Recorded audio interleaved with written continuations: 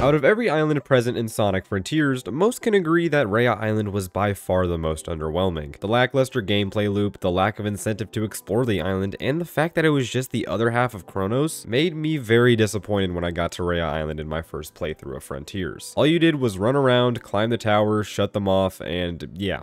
That was it. The other islands had you collecting memory tokens, solving puzzles, playing through cyberspace levels, fighting mini-bosses, and so much more. And while Rhea was a nice break from that, there wasn't anything to do besides shutting down the towers. Yes, I know they added music tokens later, but that doesn't count. So in this video, I wanted to attempt to reimagine Rhea Island. This hypothetical new Rhea would have been way more interesting than what we got in the final game. So I wanted to make this new Rhea Island similar to the other islands in terms of progression, but with some differences to make it feel unique from the previous islands. To do that, we have to ask ourselves, what makes up a normal island in Sonic Frontiers? Every main island in Sonic Frontiers has you defeating bosses, going through cyberspace levels, and collecting Chaos Emeralds, while also having you collect memory tokens in the overworld to save the character on that island. And then of course we have a Titan fight to cap it all off. What if we added most, if not all of these things to Rhea Island? But first, we need to change the island scenery. Rhea in the original game had a basic grassy aesthetic just like Chronos and Uranus. I know people wanted a snow island, and there are already mods in the game that gives Rhea an autumn theme, but for Rhea, what if everything was run down and dead? This point of the story shows Sonic slowly deteriorating away due to the cyber corruption. What if the island was doing the same? I don't know, I just think it would be neat. Next, we need a character to put on this island. This could be any character that isn't already a character we saved in Frontiers, but there are some characters we can use that are already in Frontiers. First, we got Big the Cat. I know he was trapped in cyberspace the entire game, and the fishing game was fantastic, but that would have to be sacrificed for this. Then we got Eggman, who also wouldn't work because he's also trapped in cyberspace for the majority of the game. And if he wasn't,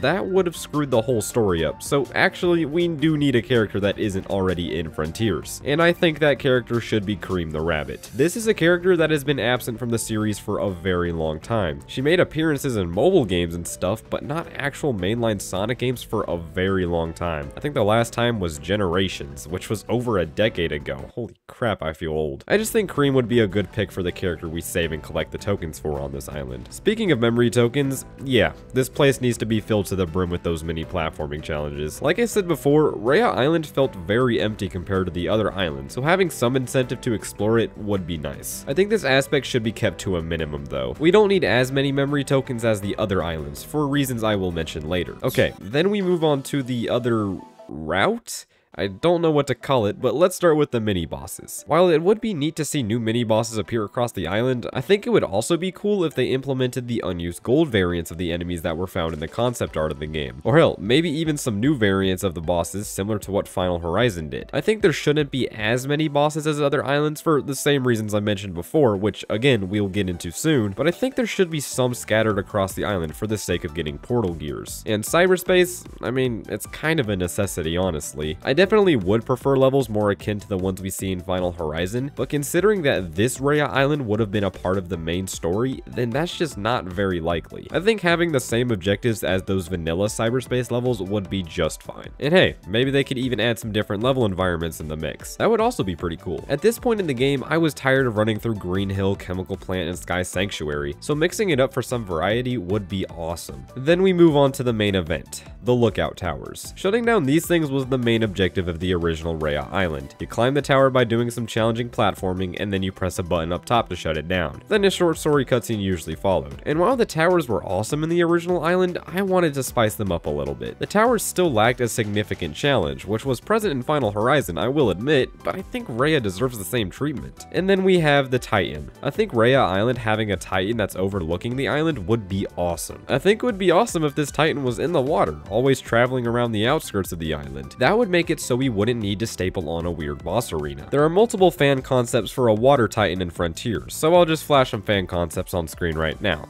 But something like these would have been a fantastic addition to Rhea Island. And to make the towers a little more challenging, what if the Titan was doing shit like shooting lasers at you from the water? Just having those obstacles and that extra sense of urgency while climbing the towers could make them 10 times more difficult. Instead of waiting around for a platform by just, you know, standing there, You have to dodge projectiles while you're waiting. It's a simple change, but it would be more than effective. And this would also allow the big bad boss of the island to be more involved in normal gameplay. In the other islands, we had the first encounters with the Titans, but after that, they just kinda hung out. They just watched you until you collected all the Chaos Emeralds. The towers being this present in the new Rhea Island is why I think they should cut back on the other stuff spread throughout the island. For me at least, Final Horizon felt very overwhelming in my first playthrough because there was just so much stuff going on. I didn't even realize there were new cyberspace levels until the end of my playthrough. And for the Chaos Emerald vaults, what if they were the source of the tower's power? Because collecting the Chaos Emeralds would then shut down the tower. It wouldn't be a very significant change, but since there are 6 towers and a Titan, then that means there would be 6 Chaos Emeralds powering the towers, while the 7th powers the Titan. And then we finally get to the Titan fight. For this fight, especially if it's a water Titan, I think it would be cool to fight this thing in the water as we circle Rhea and Kronos as Supersonic, while beating the crap out of the Titan. I think that alone would have made Rhea a much better experience, honestly. But yeah, that is Rhea Island reimagined. I think these things would have made Rhea Island a much more enjoyable and memorable experience. But unfortunately, what we have now just comes down to filler to pad out the game before the ending. It is definitely disappointing to think about what could have been. But that's all for me, guys. Thank you all so much for watching, and I'll see you all later. Goodbye.